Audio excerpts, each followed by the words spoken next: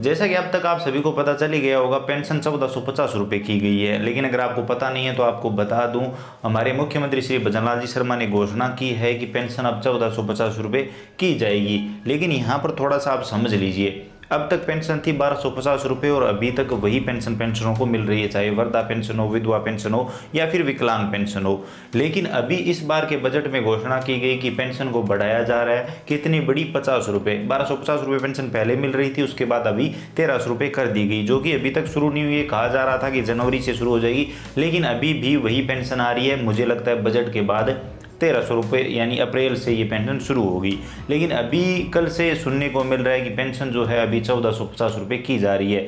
जगह जगह घोषणाएं हो रही है, आप स्क्रीन पे देख सकते हैं। यहाँ पर सभी में यही बताया गया, चाहे आप कोई न्यूज़पेपर देखो, ट्विटर देखो या फिर कोई न्यूज़ वेबसाइट देखो, सभी पर ये लिखा हुआ आ रहा है, सीएम भजनलाल शर्मा ने वेतन से लेकर पेंशन और मानदेय से जुड़ी 10 बड़ी घोषणाएं की। राजस्थान के बुजुर्गों के लिए भजनलाल शर्मा का बड़ा ऐलान, नए साल से बढ़कर मिलेगी पेंशन, बैंक खाते में आएगी इतनी रकम। वो 1450 रुपये की बात हो रही है। तो यहाँ पर मैं आपको बता दूँ, ये जो पेंशन है वो अगले साल बढ़ाए जाने की बात है, जहाँ तक जितना मुझे समझ में आ रहा है। वैसे अगर आप न्यूज़ भी ध्यान से देखेंगे तो इनमें यही बताया गया है कि जो पेंशन है वो अगले साल से बढ़ाई जाएगी। जैसे इसमें लिखा है, सीएम भजनलाल शर्मा की गौ सेवा नीति 2026 लाने की घोषणा, विशेष योग्य जन यानी विकलांग, वर्जन और विधवा एवं एकल नारी एवं सीमांत कृषकों को दे सामाजिक सुरक्षा पेंशन में आगामी वर्ष 150 रुपये की बढ़ोतरी होगी।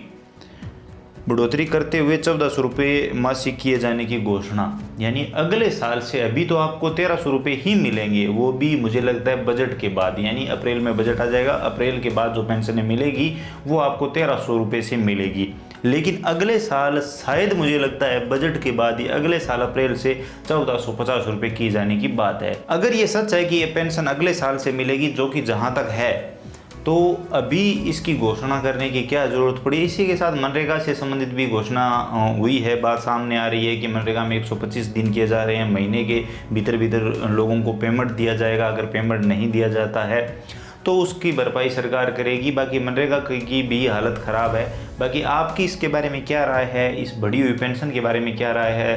क्या आपको ये नहीं लगता कि अगले साल तक तो महंगाई भी बढ़ जाएगी? हर साल महंगाई बढ़ रही है और इस बार जो 50 रुपये बढ़ाए गए वो बहुत ही कम है। बाकी अगर पेंशन अगले साल बढ़ने की बात है तो अभी घोषणा हुई है, इसके बारे में आपकी क्या राय है? आप अपनी राय कमेंट सेक्शन में जरूर दीजिए। वीडियो इन्फॉर्मेटिव लगा है तो लाइक करिए, अपने दोस्तों के साथ शेयर करिए। चैनल पर नए हो तो सब्सक्राइब करके बेल आइकन प्रेस कर लीजिए, ताकि आने वाले सभी वीडियो और नई नई अपडेट आप सबसे पहले देख पाएं।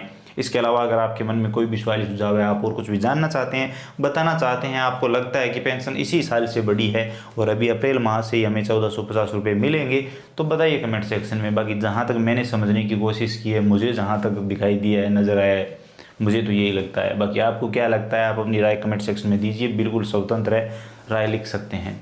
चलिए मिलते हैं अगली वीडियो में नई अपडेट के साथ।